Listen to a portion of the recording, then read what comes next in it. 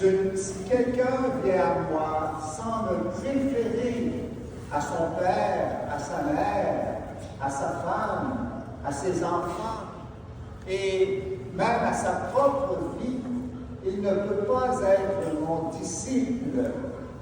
Alors Jésus commence raide, comme on va dire chez nous, et il veut justement nous lancer un électrochoc avec cette parole extraordinaire que seul Jésus pouvait prononcer. C'est justement pour pouvoir être disciple de Jésus, la première condition, c'est de le préférer, lui, à toute autre personne dans le monde, même à notre propre vie. Peut-être qu'il y en a parmi vous qui pourraient se penser en temps d'eux-mêmes, Jésus, il va pas mal fort. Hein? Puis moi, je peux comprendre qu'un prêtre ou une religieuse qui veulent donner sa vie au Seigneur, mettre Jésus en première place dans leur vie, qu'ils l'aiment par-dessus tout. Mais moi, un simple laïc, c'est pas pour moi cette parole de Jésus. Et pourtant, Jésus, quand il prononce cette parole, il se tourne vers la multitude, vers les foules qui le suivent. Il ne parle pas seulement pour ses disciples ou ses apôtres, mais il parle pour tout le monde. Alors, comment comprendre cela? Préférer Jésus plus que nos parents, que notre conjoint ou nos enfants. Bien, Jésus n'enlève pas de l'amour. Il ne veut pas que nous le choisissions lui et que nous laissions tomber nos enfants, l'amour pour notre épouse ou pour nos parents. Au contraire. Au fond, préférer Jésus à quiconque signifie que nous voulons aimer chaque personne autour de nous, les plus proches en particulier, mais avec le cœur de Jésus. C'est-à-dire les aimer comme Jésus nous a aimés et nous aime. C'est-à-dire en donnant sa vie pour nous. Et Jésus veut justement que nous puissions donner notre vie pour nos frères et sœurs. C'est ça l'amour qui va nous distinguer de l'amour des hommes qui n'ont pas la foi en Jésus, qui n'ont pas mis Jésus à la première place dans leur vie. Et alors, concrètement, comment ça peut se révéler, cet amour de préférence qui nous fait aimer à la manière de Jésus?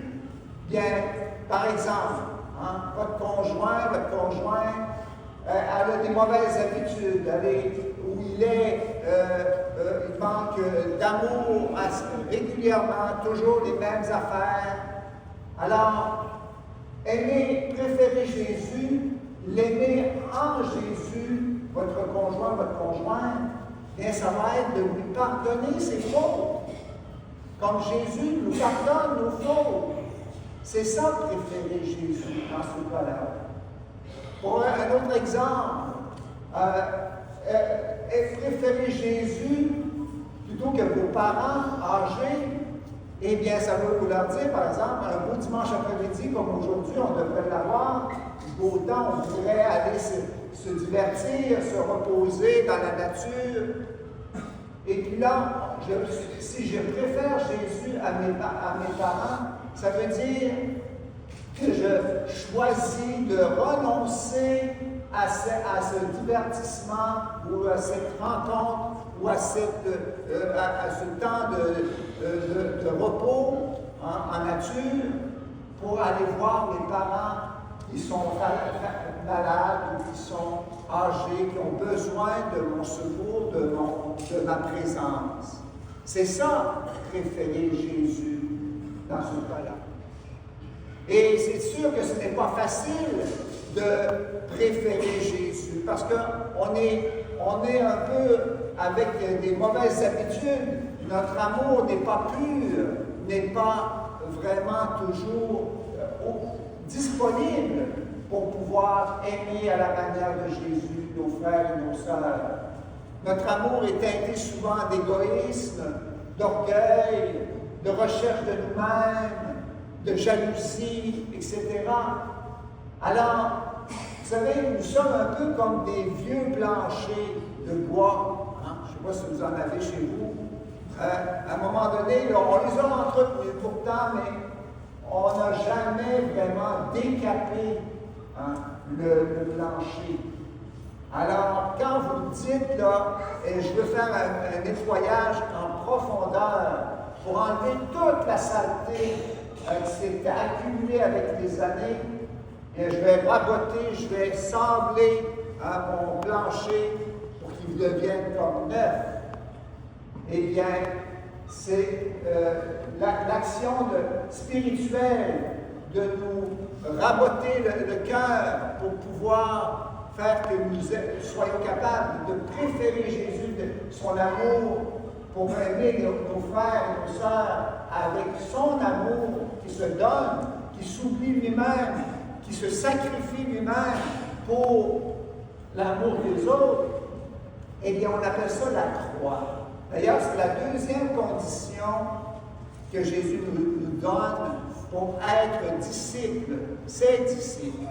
Quelle est-elle? Il nous le dit dans l'Évangile, celui qui ne porte pas sa croix pour marcher derrière moi ne peut pas être mon disciple.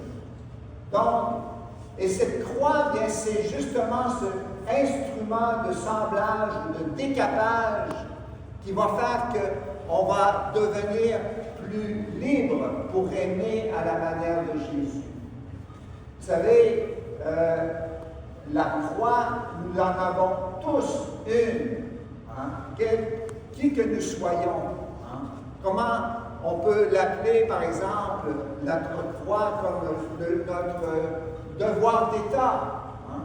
Il m'émerveille toujours de voir une maman qui, à cause justement de l'amour qu'elle a pour ses enfants, elle est prête à se lever à 3 heures du matin pour aller veiller son enfant malade ou qui pleure, pour aller le consoler.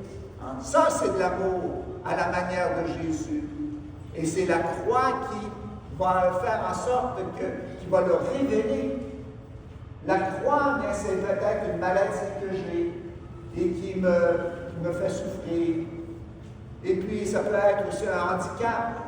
Ça peut être un accident que j'ai vécu et qui me handicape encore aujourd'hui. Ça peut être aussi un échec dans le travail, je suis au chômage. C'est une croix, ça, mes frères et sœurs, qui n'est pas facile. Ça peut être aussi un échec dans mon mariage. Ça peut être aussi un deuil. Mille et une choses peuvent justement venir nous stimuler pour pouvoir aimer avec le cœur de Jésus en donnant ma vie pour les autres, malgré la souffrance, malgré l'épreuve, malgré les difficultés de la vie. C'est l'amour qui va vaincre. Et pour cela, eh bien, nous avons besoin justement de faire comme Jésus. Vous savez, le point commun en toutes nos croix que nous pouvons avoir dans notre vie, ce point commun, c'est que nous ne le désirons pas, cette croix.